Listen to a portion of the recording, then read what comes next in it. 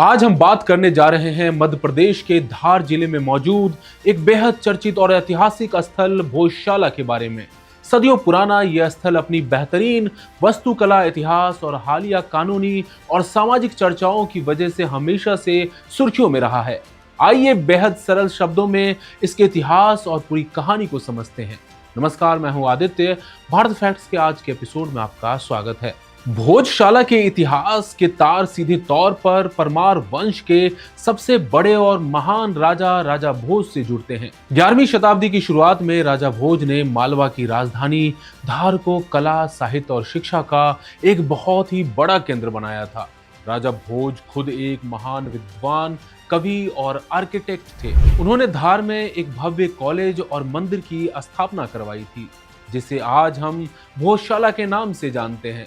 उस दौर में ये देश विदेश के विद्वानों, विद्यार्थियों और दार्शनिकों के लिए शिक्षा और ज्ञान का प्रमुख तीर्थ स्थल हुआ करता था। साथियों, भोजशाला की दीवारों, खंभों और पत्थरों पर की गई नक्काशी आज भी उस दौर की बेजोड़ कारीगरी की गवाही देती है। यहाँ लगे पत्थरों पर संस्कृत के व्याकरण, श्लोक और ज्योतिष से जुड़ी कई बातें खुदी हुई हैं।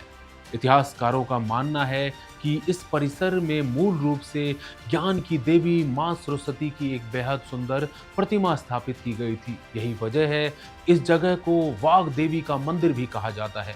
साथियों, मौजूदा दौर में ये दुर्लभ प्रतिमा लंदन के ब्रिटिश म्यूजियम में रखी हुई है, जिसे वापस लाने की मांग समय समय पर उठती रहती है। समय के पहिए के साथ 13वीं और 14वीं शताब्दी के बाद मालवा क्षेत्र में राजनीतिक उथल पुथल शुरू हुई। दिल्ली सल्तनत और बाद में मालवा के सुल्तानों के शासनकाल के दौरान इस पूरे परिसर के स्वरूप में बदलाव आए। इसी दौरान परिसर के एक हिस्से में कमाल मौलाना नाम के एक सूफी संत की मजार और एक मस्जिद का निर्माण कराया गया।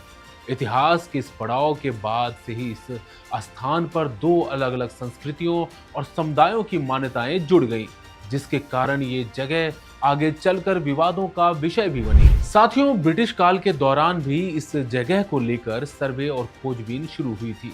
अंग्रेजों के समय यहाँ मिले अवशेषों और शिलालेखों को इंदौर और लंदन के संग्रहालयों में भेजा गया।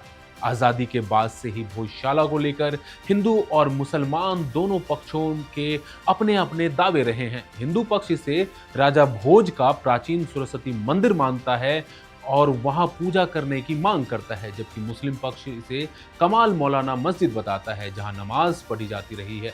साझा इस्तेमाल और विवाद को देखते हुए भारतीय पुरातत्व सर्वेक्षण ने सालों पहले एक व्यवस्था बनाई थी, जिसके तहत दोनों पक्षों के लिए नियम तय किए गए थे। हाल के सालों में ये मामला देश की अदालतों और भारतीय पुरातत्व सर्वेक्षण के वैज्ञानिक सर्वे के कारण फिर से सुर्खियों में आया है, ताकि इस ऐतिहासिक जगह के प्राचीन स्वरूप और वास्तविक इतिहास की पूरी तरह से वैज्ञानिक खुलासा हो सके। साथियों, भोजशाला सिर्फ पत्थरों और दीवारों की इमारत नहीं है, बल्कि ये हमारे देश के उस गौरवशाली अतीत की कहानी कहती है, जहां शिक्षा, कला और संस्कृति को सबसे ऊपर रखा जाता था। भले ही आज ये जगह अपनी ऐतिहासिक और कानूनी बहसों के लिए जानी जाती हो, लेकिन इतिहास के पन्नों में राजा भोज के समय का वो स्वर्णिम काल आज भी अमिट है। साथियों, इस मुद्दे पर आप क्या सोचते हैं? कमेंट करके हमें जरूर बताएं। बने रहिए इंडिया.com के साथ। शुक्रिया।